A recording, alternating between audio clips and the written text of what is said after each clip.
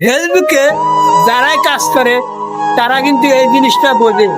Facebook মামা যখনই ভালো কিছু লিখে তখনই খুশিতে মনটা ভরে যায়, আর যখনই লাল হয়ে যায় মনটা এত খারাপ হয়ে যায় যেন কাজ করাই অনেকেই বাদ দিয়ে।